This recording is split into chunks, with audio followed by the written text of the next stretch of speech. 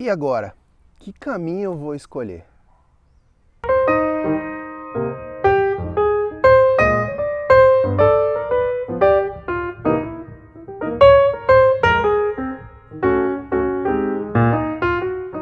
Olá, sejam todos muito bem-vindos a mais uma edição do Misha.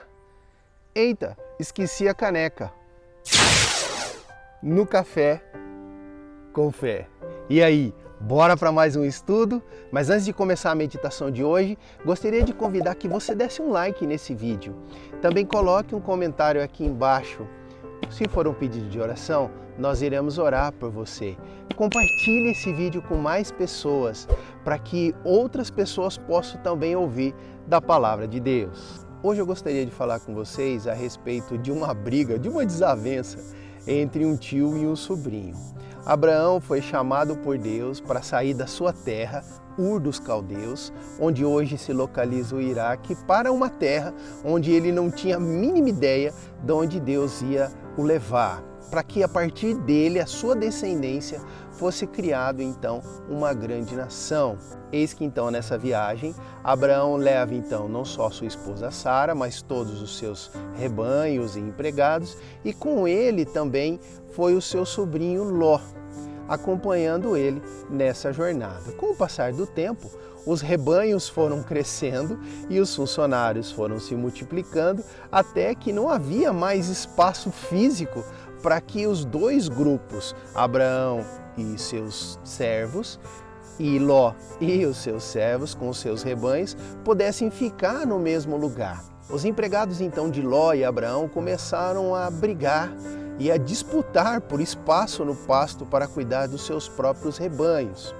Abraão então, para resolver esse problema, chama Ló para conversar a respeito, que ficou registrado lá em Gênesis capítulo 13, versículo 8. Abraão disse a Ló: não haja desavenças entre mim e você, ou entre os seus pastores e os meus, afinal, somos irmãos, tio e sobrinho. Aí está em terra inteira diante de você. Vamos separar-nos. Se você for para a esquerda, irei para a direita. Se você for para a direita, irei para a esquerda. Eis então que Abraão propõe para Ló escolher uma direção para onde ele iria com os seus rebanhos, com a sua família e tudo mais. E Abraão iria para o sentido oposto, para que não houvesse mais essa briga ou essa desavença entre os dois grupos. Era esperado de uma cultura onde eles estavam inseridos, e até numa cultura nossa também, de que o mais novo pudesse dar a preferência para o mais velho tomar a decisão. O correto seria Ló ter falado para Abraão: não, meu tio, o senhor é o mais velho, é o mais experiente, é o ancião de todo esse grupo. O senhor escolhe para que lado o senhor quer ir e eu irei para o sentido oposto. Mas não foi isso que Ló fez. Ló então não se preocupou em dar a preferência para o seu tio, mas ele olhou para um vale muito bem arborizado e escolheu para ali o melhor lugar para si e o seu rebanho, de forma até egoísta. E Abraão, como ele mesmo sugeriu, escolheu o sentido oposto. Veja que Ló não se preocupou com as necessidades do próprio tio. Mesmo o tio Abraão já sendo avançado em idade, ele não teve a menor preocupação se o tio teria pastagens suficientes para cuidar do seu rebanho, mas escolheu de forma egoísta somente garantir o sustento do seu rebanho e da sua família. Quantas vezes nós tomamos as nossas decisões baseadas somente nos nossos desejos egoístas? Quantas vezes levamos como critério somente aquilo que nos satisfaz e muitas vezes satisfaz somente o nosso próprio ego? Quantas vezes nos esquecemos de olhar para o lado e escolher aquilo que é melhor para o nosso próximo, para a nossa sociedade, para a comunidade onde nós estamos inseridos? Agindo dessa forma, vamos na contramão de tudo que a palavra de Deus nos ensina. Porque o próprio Senhor Jesus veio ao mundo para ser servo de todos nós e dando para nós o exemplo de sermos servos uns dos outros. Seguindo então a história, Ló foi para o Vale do Jordão, com bastante pastagens, como eu disse, e Abraão, seguindo a sua própria proposta, foi para o sentido contrário.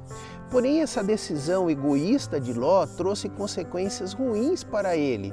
Ló então foi movimentando seu acampamento cada vez mais próximo de uma cidade chamada Sodoma.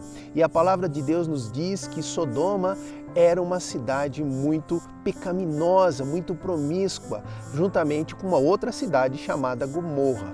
E se continuarmos lendo a palavra de Deus, nós aprendemos as consequências que vieram para Sodoma e Gomorra, onde Deus destruiu essas duas cidades. Inclusive, surge a expressão sodomitas ou sodomia, quando se faz referência à promiscuidade ou algo relacionado nessa área. As consequências de todo esse pecado caiu sobre Sodoma e Gomorra através de que Deus destruiu essas duas cidades, e Ló só foi poupado através da intercessão de Abraão com relação a Deus para que poupasse a sua vida.